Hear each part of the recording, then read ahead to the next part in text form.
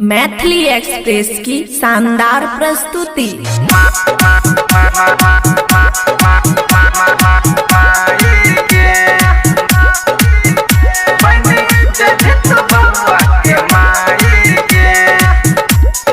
खुशी recording studio बलुआहा। झूठो के करे छी घमंड, हिले छो दुनु जबांड। झूठो के करे छी घमंड, हिले छो दुनु जबांड। देबो फाड़ हम अपन धसाई गे, बने जभित बउआ के माई गे। माई गे माई गे माई गे माई गे। देबो फाड़ हम अपन धसाई गे, बने जभित बउआ के माई गे।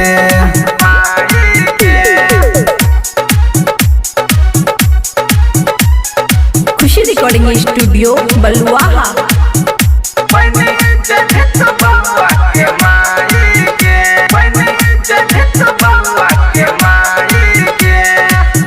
जहिया से भेलही जवान, चूसन दलही होठ के जान। जहिया से भेलही जवान, चूसन दलही होठ के जान।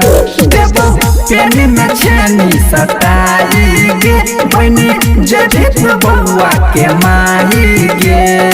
माई गे माई गे माई गे माही गे। देबो फाड़ हम अपन धसाई गे, बनी जभित बउआ के माई गे।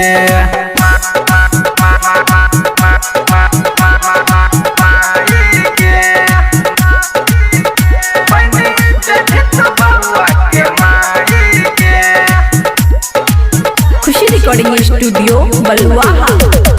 मानन हमर बात, चलन छौरी एकात। मानन हमर बात, चलन छौरी एकात। अजित रतन करे छौ चढ़ाई गे, बनी जभित बउआ के माई गे। माई गे माई गे माई गे माही गे। देबो फाड़ हम अपन धसाई गे, बनी जभित बउआ के माई गे। खुशी रिकॉर्डिंग स्टूडियो बलुआहा।